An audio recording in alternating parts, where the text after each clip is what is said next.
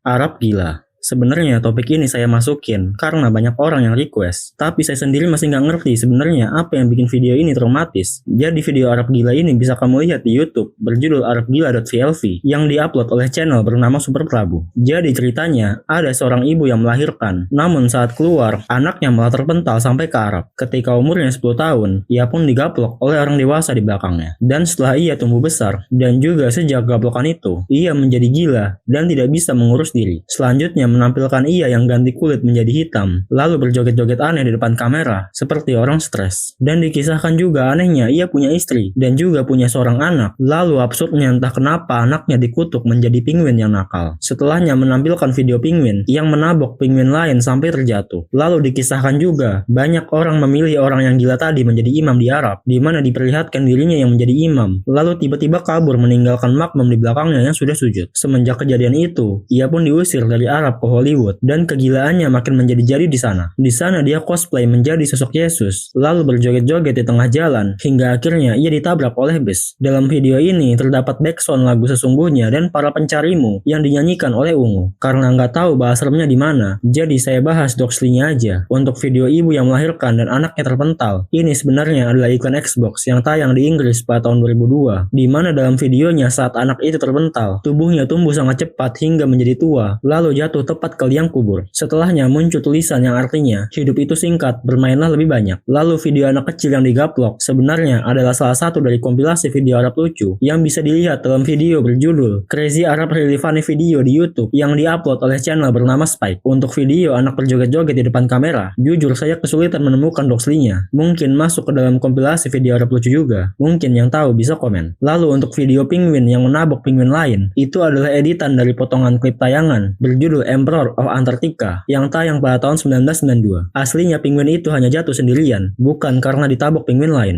Lalu video menjadi imam di Arab, itu juga masuk ke dalam salah satu dari kompilasi video Arab lucu yang bisa dilihat dalam video berjudul Video Lucu Arab Gila di YouTube yang diupload oleh channel bernama DS Channel. Untuk video cosplay menjadi Yesus, itu sebenarnya adalah film pendek komedi musikal berjudul Jesus Christ Musical yang dibuat oleh Javier Prato pada tahun 2005. Lagu dalam video ini bukanlah dinyanyikan oleh Ungu, melainkan lagu berjudul I Will Survive dari Gloria Gaynor. Lalu peran Yesusnya sendiri diperankan oleh Miguel Mas. Boneka Uci. Boneka Uci adalah salah satu urban legend paling terkenal dari Bandung yang muncul sekitar tahun 1980-an. Kisahnya berpusat di Jalan Siliwangi, tepatnya di kawasan Babakan Siliwangi, yang pada malam hari dikenal sangat gelap dan sepi. Menurut kisah yang beredar, ada seorang bocah perempuan bernama Uci yang mengalami lalu lintas bersama kedua orang tuanya saat hendak menyeberang menuju sebuah restoran. Uci pun terpental cukup jauh sambil memeluk boneka kesayangannya, tetapi boneka itu terlepas dan menghilang. Sebelum meninggal di rumah sakit, Uci disebut terus bertanya, boneka Uci mana? Namun hingga akhirnya meninggal, boneka itu tidak pernah ditemukan. Sejak saat itu muncul berbagai kisah bahwa pengendara yang melintas pada malam hari melihat sosok gadis kecil atau boneka yang berada di pinggir jalan maupun di atas pohon. Ada yang menggambarkan bonekanya berbentuk panda, sementara versi lain menyebut bonekanya berbentuk bocah perempuan. Meskipun tidak ada bukti yang membenarkan kisah tersebut, legenda ini terus menyebar dan sempat menjadi lokasi favorit untuk uji nyali. Popularitasnya juga menginspirasi film berjudul The Doll yang tayang pada tahun 2016, meski alur ceritanya berbeda dengan legenda aslinya. Web jebakan Batman. Dulu ada banyak sekali website-website yang sengaja dibuat sebagai jebakan Batman. Dalam part sebelumnya sudah ada beberapa web yang saya bahas, contohnya seperti safo.com dan Killer Joe. Namun masih ada banyak lainnya selain itu. Pertama ada website salahkamar.com.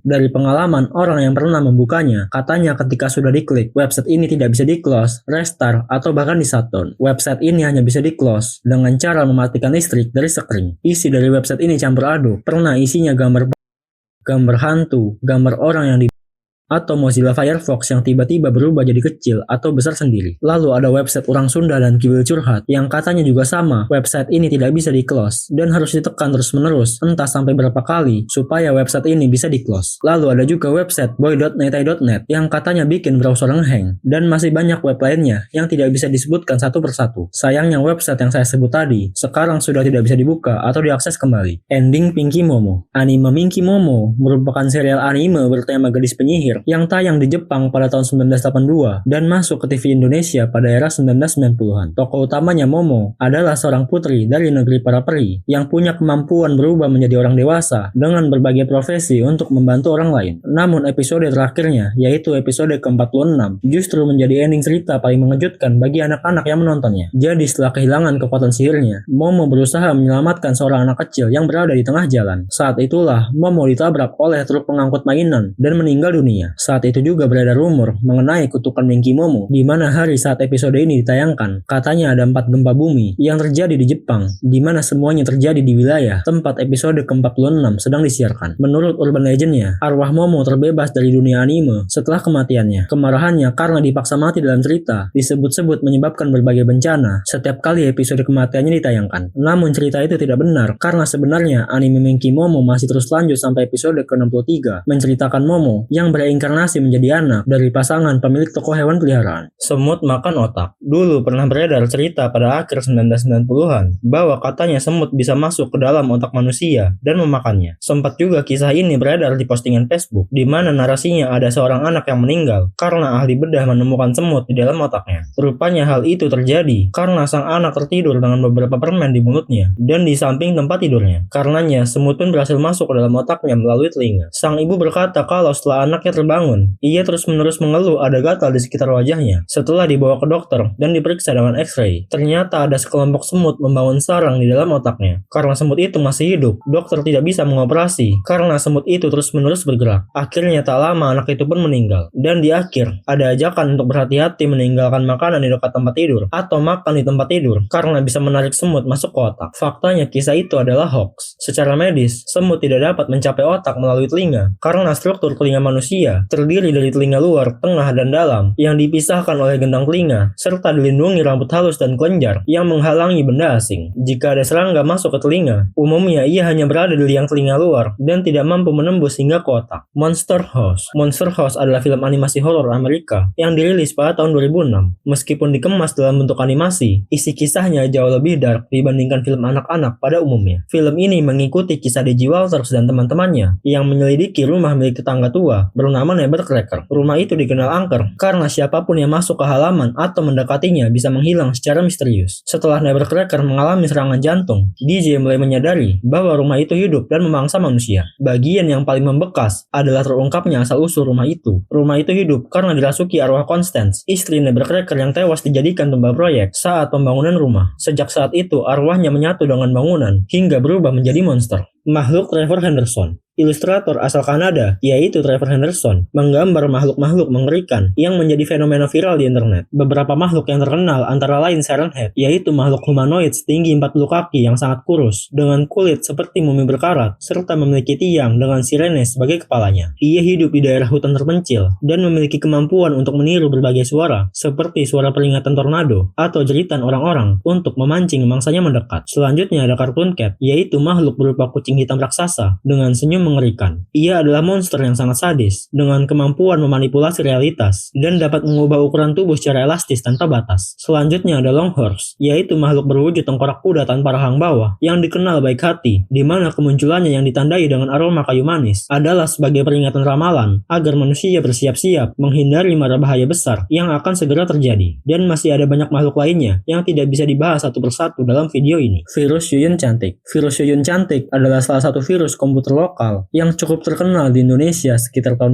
2008 sampai 2009. Nama Yuyun berasal dari shortcut Yuyun Chantix atau Yuyun Cantik yang sering muncul di desktop komputer yang telah terinfeksi. Pada masanya, virus ini banyak menyebar melalui flash disk dan sering membuat pengguna panik karena hampir setiap folder berubah menjadi shortcut. Selain itu, virus ini membuat file tersembunyi sehingga sulit dikenali oleh pengguna awam. Virus ini umumnya tidak menghapus data, tetapi memenuhi komputer dengan shortcut dan file tersembunyi sehingga sistem menjadi lambat, sering hang, dan membingungkan pengguna. Sholat dengan gerakan aneh. Rekaman orang sholat dengan gerakan aneh mulai beredar di media sosial sekitar tahun 2017.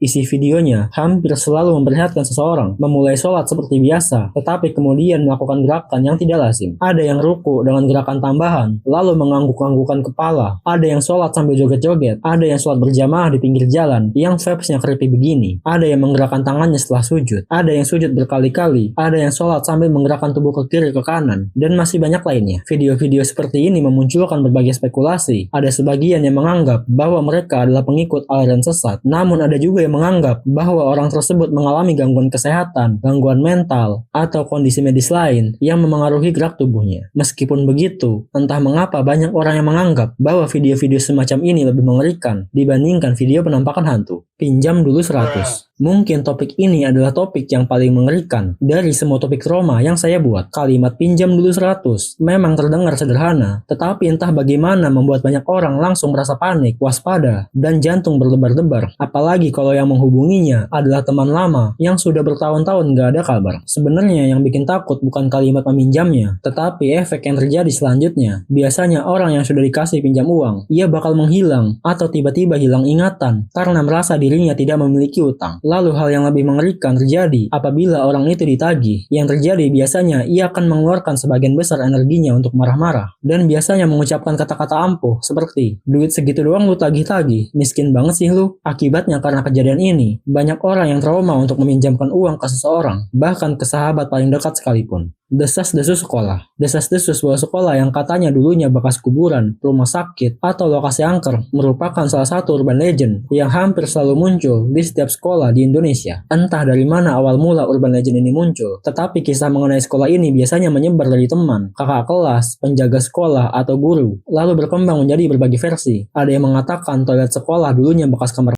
lapangan dulunya bekas kuburan massal, atau ruangan kelas yang ternyata bekas lokasi. Tidak jarang juga kisah ini diperkuat dengan rumor adanya penampakan, kesurupan saat upacara, atau suara aneh yang muncul pada malam hari. Uniknya pola cerita ini hampir sama di banyak daerah, meskipun sekolah-sekolah tersebut tidak saling berhubungan.